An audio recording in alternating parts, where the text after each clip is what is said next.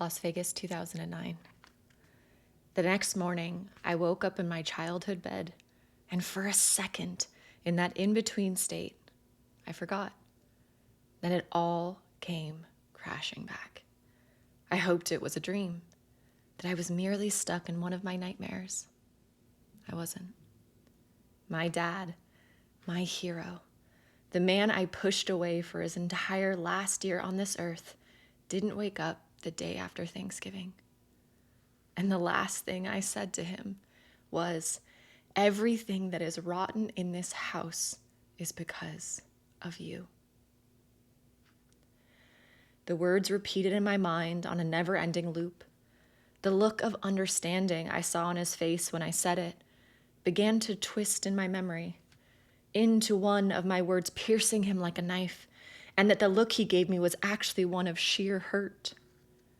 Memory is funny like that. It reinforces what you believe and rarely tells the truth. Death portals are unlike anything else. Time stops in the house of the dead. You're surrounded by people. You never know what day or hour it is.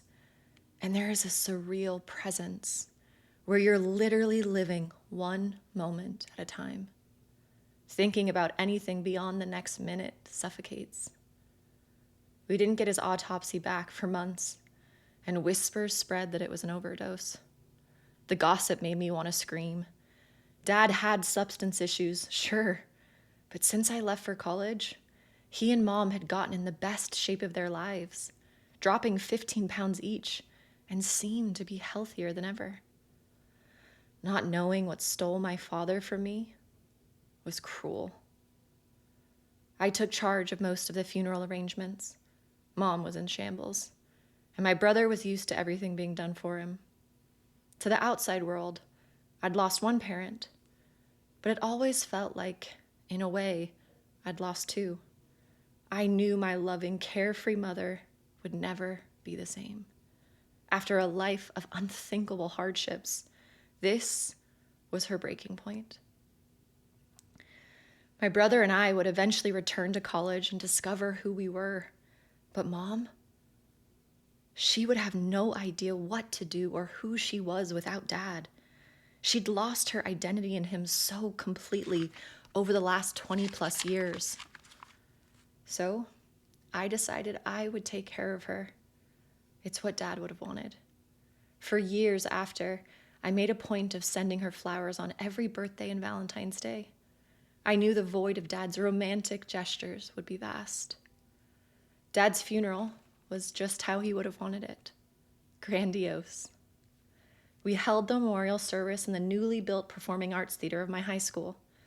The stage I shimmied across as Miss Scarlet in the performance of Clue only months earlier now held the casket of my dead father. Almost 1,000 people filled the theater.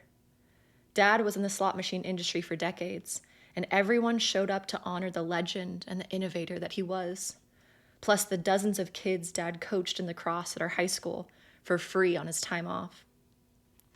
Each sports team presented Mom with a ball to honor Dad, since our school's turf and press box were both made possible by his tireless fundraising efforts. All that effort felt so pointless now. Dad looked like a doll in his casket. It made my stomach turn. I wished I had said goodbye to him in bed before they embalmed him. No one warns you what an embalmed body looks like. Mom said he looked peaceful in bed, gone but still there. Now, he looked unrecognizable. It all felt too unbelievable. For years, part of me believed the whole thing was some elaborate act. Maybe it was a doll in the casket, and Dad had to flee the country for some secret mission or to get the mafia off his tail, and he would eventually come back to us. I liked that version better. When our preacher asked if I wanted to speak at the funeral, I immediately knew I had to sing. Dad always loved listening to me sing. Sometimes I would find him sitting on the ground outside my bedroom door, listening to me like it was the most normal thing in the world.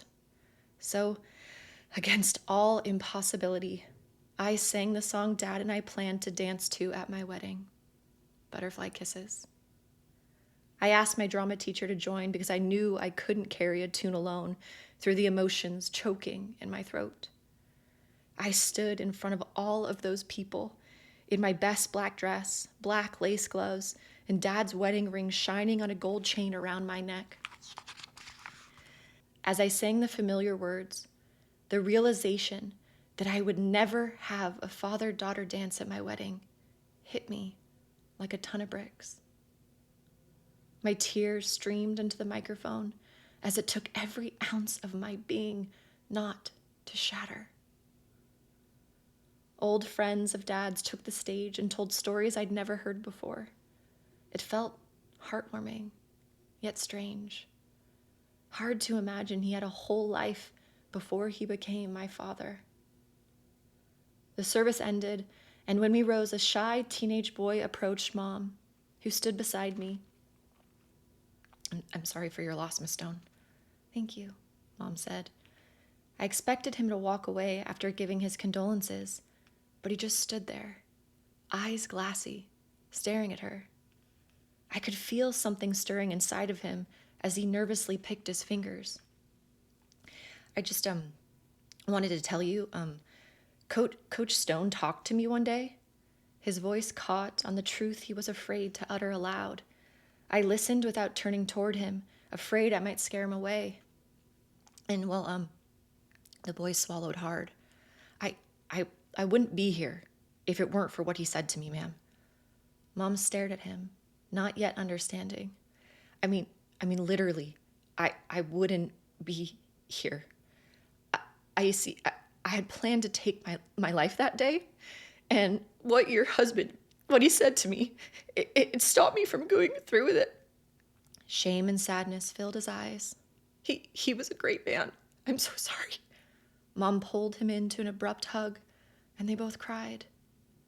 I watched, speechless, as these two strangers held each other, each carrying a different kind of grief. How many lives does just one touch? The funeral party made its way to the field, and I looked over at the press box and felt Dad's presence. Eventually, the school would memorialize it with my father's first and last name in large block letters. He'd like that. After a short prayer, we all released a single white balloon in the sky. I stared at the balloons, and for one split second, they all seemed to rise together, forming a large heart. My knees almost buckled. I looked around, and no one else noticed. I brushed it off as a figment of my imagination. Emma and Abby flew out for the funeral, which meant the world to me. They met Dad a few weeks earlier at a first-of-its-kind music and lacrosse event Dad threw in Orange County. They thought he was so cool. Staring at them during the reception, I was struck by the fact that they would be the only people at college who would ever know him. I sat stunned. Everyone I met for the rest of my life wouldn't know my father. I shook my head at the impossibility. My future husband, my future kids, would never know him. Why don't we talk about death more to prepare for this shit? I don't remember much else from that day, except thinking how nice it was to see so many people I loved in one place. A shame it took someone dying for it to happen. Something broke inside of me that day. A rip in my heart that would never heal. Everything seemed pointless. I wanted to disappear. How could I go back to school? No one would understand there. But staying home was impossible. Dad was everywhere in this massive house that he was so proud of. But how could I leave Mom all alone here? Too many questions and no answers.